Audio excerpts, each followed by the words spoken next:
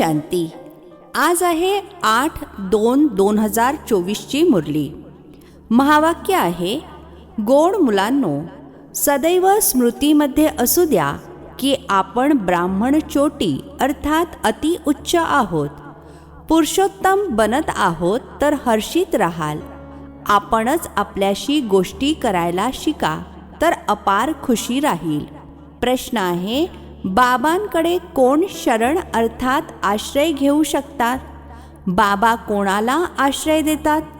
उत्तर आहे, बाबांकडे आश्रय तेच घेऊ शकतात जे पूर्णतः नष्टमोहा असतील, ज्यांचा बुद्धियोग सर्व बाजूंनी तुटलेला असेल, मित्र संबंधी इत्यादींकडे बुद्धीची ओढ नसेल.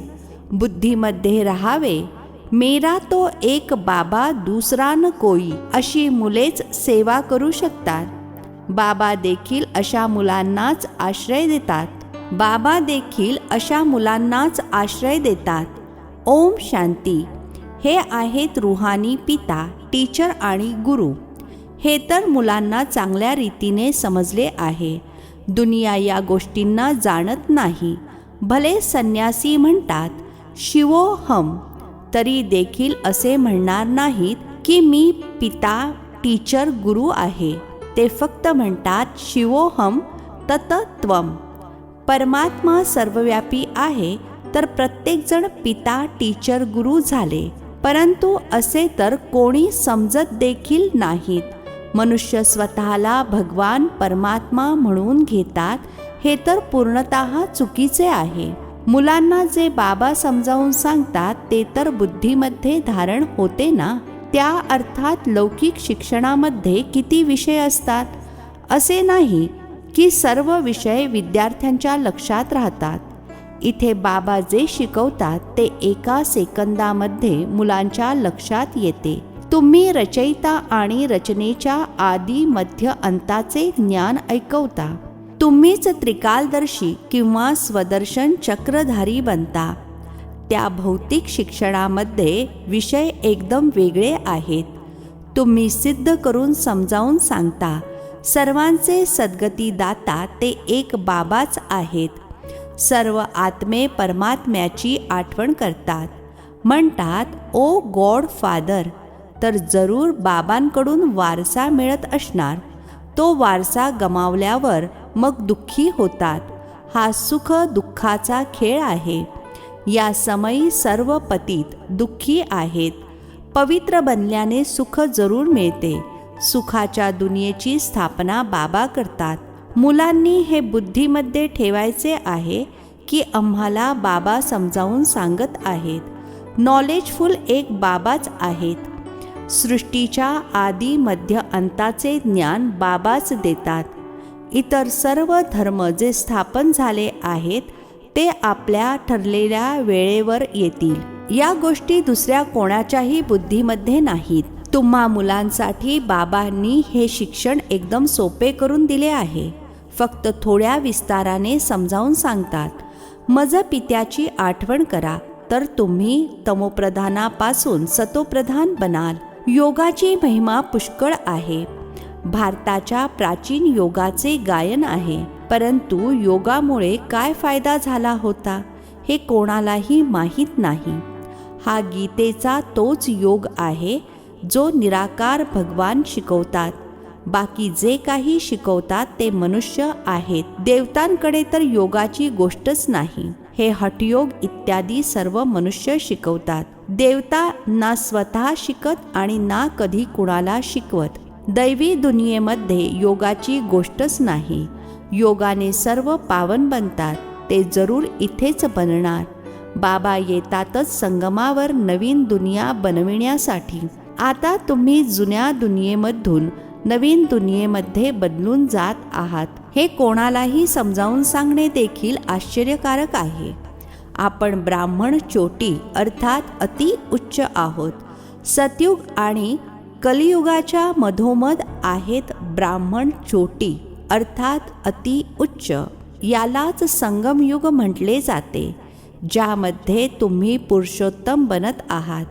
हे मुलांच्या बुद्धीमध्ये राहावे की आपण पुरुषोत्तम बनत आहोत. तर सदैव आनंदी राहाल. जितकी सेवा कराल तितके जास्त आनंदी राहाल.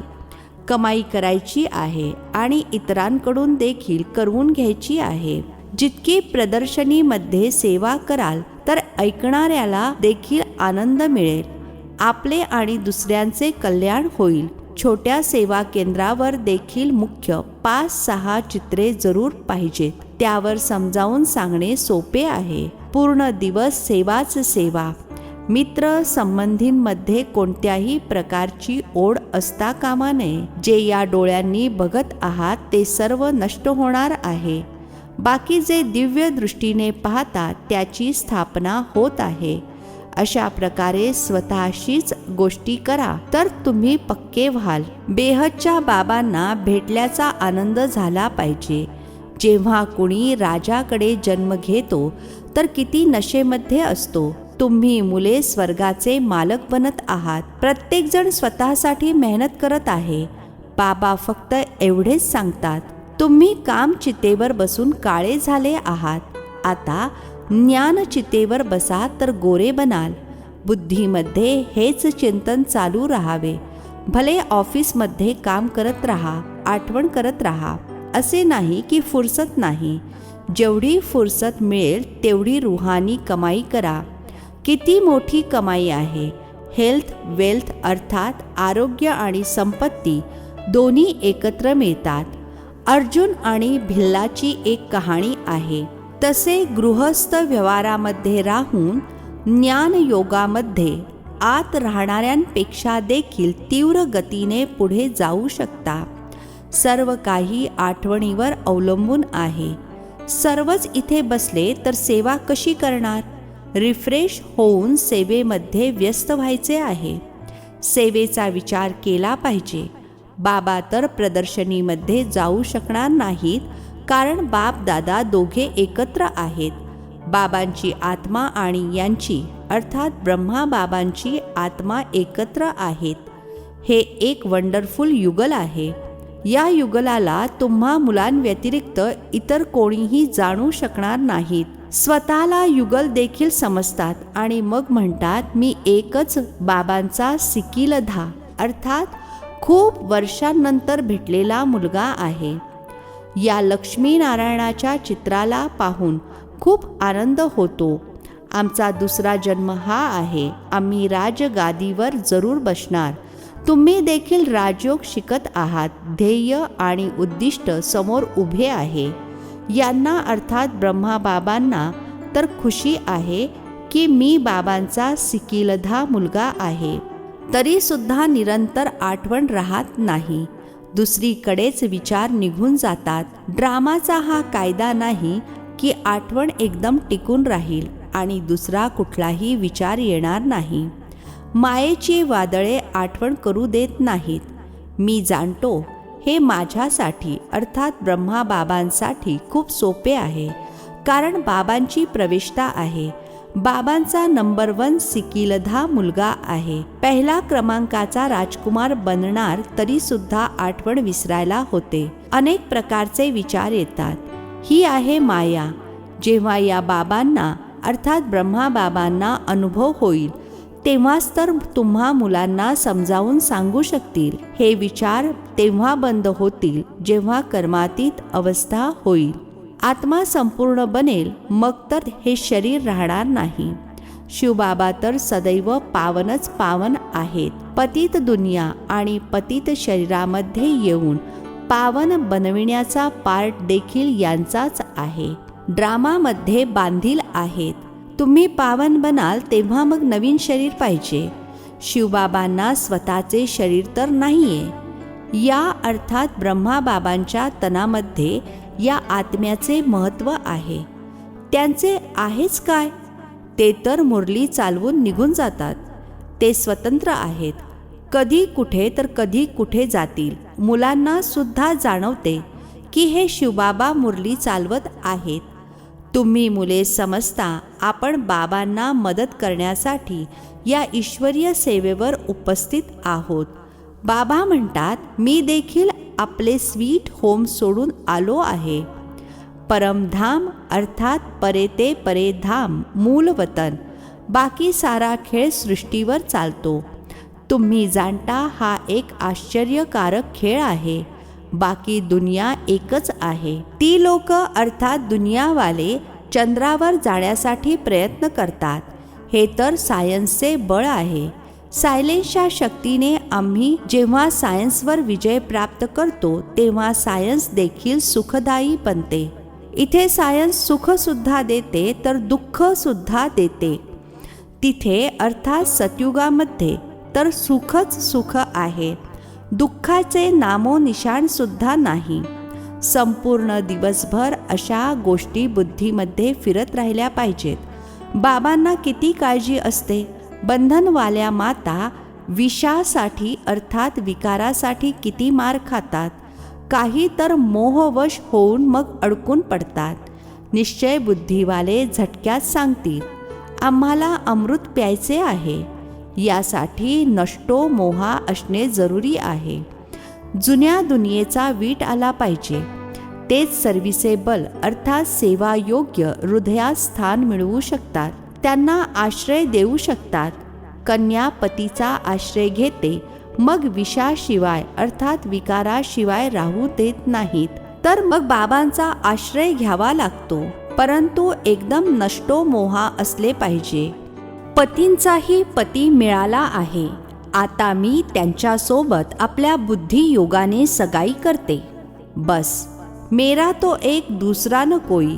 जसे कन्येचे पतीवर प्रेम जडते, हे तर आहे आत्म्याचे प्रेम परमात्म्यावर. त्यांच्यापासून दुःख मिळते, यांच्यापासून सुख मिळते. हा आहे संगम. याला कोणीही जाणत नाहीत. तुम्हाला किती आनंद झाला पाहिजे. आम्हाला खिवय्या अथवा बागवान मिळाला आहे, जो आम्हाला फुलांच्या बगीच्यामध्ये घेऊन जातो. या समयी सर्व मनुष्य काट्याप्रमाणे बनले आहेत. सर्वात मोठा काटा आहे कामविकाराचा. आधी तुम्ही निर्विकारी फूल होता. हळूहळू कला कमी झाल्या. आता तर मोठे काटे बनले आहात. बाबांना बबूलनाथ देखील म्हणतात. तुम्ही जाणता खरे नाव शिव आहे. बबूलनाथ नाव ठेवतात कारण काट्यांना फूल बनवितात. भक्ती मार्गामध्ये खूप नावे ठेवतात. वास्तविक नाव एकच शिव आहे. रुद्र ज्ञान यज्ञ किंवा शिव ज्ञान यज्ञ गोष्ट एकच आहे. रुद्र यज्ञामधून विनाश ज्वाला प्रगटली आणि श्रीकृष्णपुरी किंवा आदी सनातन देवी देवता धर्माची स्थापना झाली. तुम्ही या यज्ञाद्वारे मनुष्यापासून देवता बनता. चित्र देखील वंडरफुल बनवतात. विष्णूच्या नाभीतून ब्रह्मा आले. या सर्व गोष्टी तुम्ही जाणता की ब्रह्मा सरस्वतीच लक्ष्मी नारायण बनतात. हा निश्चय आहे. लक्ष्मी नारायणच 84 जन्मानंतर ब्रह्मा सरस्वती बनतात. मनुष्य तर या गोष्टी ऐकून संभ्रमित होत असतील. आनंद देखील होत असणार. परंतु माया काही कमी नाहीये. काम महाशत्रू आहे. माया नावारूपामध्ये अडकवून खाली पाडते. बाबांची आठवण करू देत नाही. मग तो आनंद कमी होत जातो. यामध्ये खुश व्हायचे नाहीये की मी बऱ्याच जणांना समजावून सांगतो. पहिले तर हे पाहायचे आहे की मी बाबांची किती आठवण करतो. रात्री बाबांची आठवण करून झोपतो की विसरून जातो. काही मुले तर नेमाने पक्के आहेत. तुम्ही मुले खूप भाग्यवान आहात. बाबांवर तर पुष्कळ जबाबदारी आहे. परंतु तरीही रथाला रियायत अर्थात सवलत मिळते. ज्ञान आणि योग देखील आहे. त्याशिवाय लक्ष्मी नारायण पद कसे प्राप्त करू शकणार. आनंद तर असतोच. मी एकटा बाबांचा मुलगा आहे आणि मग माझी खूप सारी मुले आहेत. हा अभिमान देखील आहे. तर माया विघ्न देखील टाकत असते. मुलांना देखील मायेची विघ्ने येत असणार. कर्मातीत अवस्था पुढे जाऊन येणार आहे. हे बाप दादा दोघेही एकत्र आहेत. म्हणतात गोड गोड मुलांनो. बाबा तर प्रेमाचा सागर आहेत. यांचे आत्मे एकत्र आहेत. हे सुद्धा अर्थात ब्रह्मा बाबा देखील प्रेम करतात, समजतात. जसे कर्म मी करणार मला पाहून दुसरे देखील करतील. अतिशय गोड होऊन राहायचे आहे. मुले खूप हुशार पाहिजेत. या लक्ष्मी नारायणामध्ये पहा किती सुज्ञपणा आहे. सुज्ञपणानेच विश्वाचे राज्य घेतले आहे. प्रदर्शनीमधून प्रजा तर खूप बनते. भारत खूप मोठा आहे. तेवढी सेवा करायची आहे. दुसरे म्हणजे आठवणीमध्ये राहून विकर्म विनाश करायची आहेत. ही आहे खूप चिंतेची बाब. आपण तमोप्रधानापासून सतोप्रधान कसे बनावे यामध्ये मेहनत आहे. सेवेचे खूप चान्स आहेत. ट्रेनमध्ये बॅचवर सेवा करू शकता. हे बाबा हा वारसा. खरोखर 5000 वर्षांपूर्वी भारत स्वर्ग होता. लक्ष्मी नारायणाचे राज्य होते. तर जरूर पुन्हा यांचे राज्य आले पाहिजे. आम्ही बाबांच्या आठवणीने पावन दुनियेचे मालक बनत आहोत. ट्रेनमध्ये खूप सेवा होऊ शकते. एका डब्यात सेवा करून मग दुसऱ्या डब्यात गेले पाहिजे. अशी सेवा करणाराच बाबांच्या हृदयामध्ये स्थान मिळवू शकेल. तुम्ही बोला, आम्ही तुम्हाला खुशखबर ऐकवत आहोत. तुम्ही पूज्य देवता होता. मग 84 जन्म घेऊन पुजारी बनलात. आता पुन्हा पूज्य बना. शिडीचे चित्र चांगले आहे. यावरून सतो रजो तमो स्टेजेस सिद्ध करायच्या आहेत. शाळेमध्ये वर्षाअखेरीस अभ्यासातील अंतर भरून काढण्याचा छंद असतो. आता इथे देखील समजावून सांगितले जाते. ज्यांनी वेळ वाया घालवला आहे त्यांनी पुरुषार्थामधील अंतर भरून काढून सेवेला लागले पाहिजे. सेवेची संधी खूप आहे. सेवा योग्य मुली भरपूर तयार झाल्या पाहिजेत, ज्यांना बाबा कुठेही पाठवू शकतील. मंदिरांमध्ये चांगली सेवा होईल. देवता धर्मवाले लगेच समजतील. गंगा स्नानाविषयी देखील तुम्ही समजावून सांगू शकता तर हृदयाला स्पर्श करेल. अच्छा, गोड गोड खूप खूप वर्षांनंतर भेटलेल्या मुलांप्रती मात पिता बापदादांची प्रेमपूर्वक आठवण आणि सुप्रभात. आत्मिक पित्याचा आत्मिक मुलांना नमस्ते. आम्हा आत्मिक मुलांचाही आत्मिक पित्याला नमस्ते. धारणेसाठी मुख्य सारांश आहे. पहिला पॉइंट आहे, सदैव आनंदी राहण्यासाठी रूहानी सेवा करायची आहे. सच्ची कमाई करायची आहे आणि करून घ्यायची आहे. आपले आणि दुसऱ्यांचे कल्याण करायचे आहे. ट्रेनमध्ये बॅचवर सेवा करायची आहे. दुसरा पॉइंट आहे, जुन्या दुनियेमधून आपले मन काढून टाकायचे आहे. नष्टो मोहा बनायचे आहे. एका बाबांवरच खरे प्रेम करायचे आहे. आजचे वरदान आहे, संगम युगाच्या महत्त्वाला जाणून नेहमी विशेष अटेन्शन ठेवणारे हिरो पार्टधारी भव. संगम युगाच्या महत्त्वाला जाणून नेहमी विशेष अटेन्शन ठेवणारे हिरो पार्टधारी भव. स्पष्टीकरण आहे, प्रत्येक कर्म करत असताना सदैव हेच वरदान आठवणीत राहावे की मी हिरो पार्टधारी आहे. त्यामुळे प्रत्येक कर्म विशेष होईल. प्रत्येक सेकंद, प्रत्येक क्षण, प्रत्येक संकल्प श्रेष्ठ होईल.